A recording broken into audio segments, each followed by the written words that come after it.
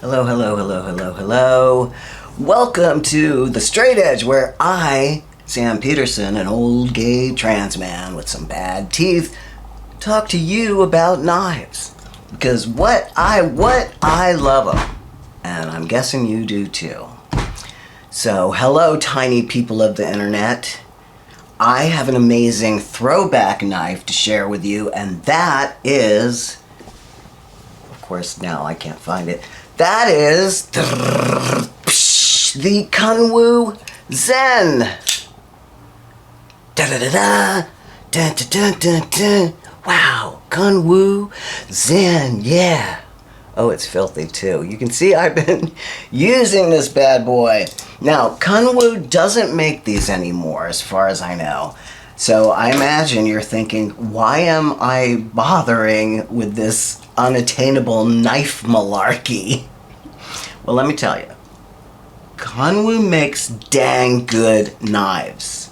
All of their knives are of superlative quality, which is why Metal Complex, also a knife influencer, like I'm a knife influencer, please, which is why he chose Kunwu to collaborate on his exceptional Excalibur. Actually, I don't know if it's exceptional, but I do hear tell it's quite a fine knife. It looks really nice, to be honest. You cannot get a bad knife from Kunwu. You just can't. It's physically impossible. Unless you are able to travel to other dimensions where it didn't work out so well for them. And that's a possibility. The Zen is just a beautiful, beautiful knife. Let me back up a sec. Here's the other thing about Kunwu. For me, Sam P., they do not make the most aesthetically pleasing blades. They're not the best looking, in my humble O.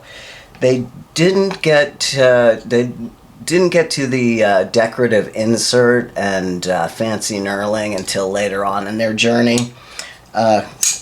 So when I say that the Zen is a beautiful knife, what I mean is, I'm not really talking about aesthetics. I'm really talking about its fit and its finish, its ability to go to work, and its truly, truly lovely blade shape. I mean, look at that piece of Elmax. It really is. I love this blade shape. It's really super, super nice. Yeah, it has this gorgeous shape. I've been carrying it for a couple weeks now. By choice. I had a couple other knives arrive, but I'm really vibing for this Zen. It is also the flippitiest flipperson I've ever fidgeted with. That is not true. It has a hole in the blade. Hyperbole. That's hyperbolic.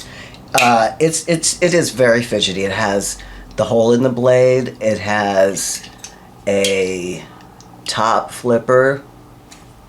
Ow. Which is just the angle. It's a decent top flipper, actually. Top flip, back flip, or top flip and regular flip, and then back flip. It is just very satisfying and attainable top flip, and an easy breezy regular flipper. Opened, it looks a bit like a predatory bird.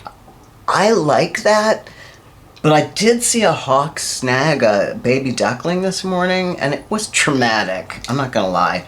The male ducks, after the thing was abducted, the male ducks all went in on the mother duck and just started pecking at her. So I waved my walking stick and I ran at them, hollering like a big weirdo, like, "Get off her!" Rah! And they all flew in the pond, and they mostly left her alone. And now she has 4 chicks, so we're just gonna tough it out there in nature. Anywho, this knife reminds me of a predatory bird. It has Elmax steel, which I'm a big fan of, mostly because the name sounds like Elmo, and who doesn't love Elmo? Was Sesame Street a feature in your life? I was too old for it, sadly. My brother watched it obsessively, but I never really got into it. This is a wonderful knife.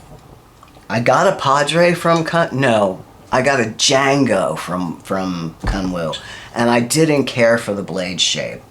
But there was nothing wrong with the fit and finish. It was perfectly lovely knife, just not for me. I also had their Tao, and which was one of their earliest entrees into the realm of knifedom, and I quite liked it a lot. The Tao was a great knife. They all feel the same. That's what he said. They all have a Kunwu-ness about them that is undefinable yet remarkable in its singularity. They don't feel like any other knives. They really don't. If you have an opportunity to grab a Kunwu, and you're a virgin for Kunwus, go at it. Get you one. You cannot be a collector without physically handling certain knives, certain makers, and Kunwu is one of them. And you know what? I think that's really true of collecting. Like, you can't be a collector unless the thing is in hand, and you know, I'm not making any sense. There are other iconic makers, but they are by and large too expensive for me. Like Hinderer, Heretic, Chris Reeves, stuff like that. The Elmo I, which is the 100 to 350 realm, it has its canonic knives as well, of course. But speaking of canonic knives, did I mention I got an Arcform Sabre in Ultem? Again, did I talk to you about this? I can't believe this company, Arcform, crashed and burned, and especially after this knife came out, because this knife was really spectacular. Their knives are so good. Look at that thing. It's just a really great blade shape. I also got another Enrique Michael Pena. I can't believe I called Enrique Pena Michael after the actor. What a dum-dum. I don't know if you saw my video last week, but I totally called Enrique Pena Michael Pena. My apologies, Enrique Pena. I think your knives are so special, and I'm going to maybe do a thing on them, because the Pena I got this time was fairly indistinct, but my other one is quite sophisticated in its lines, and the blade is slim and it has its wonderful recurve. I want to get more of his knives, but the thing is, I don't carry them, so it seems wasteful. But I would carry you till the ends of time.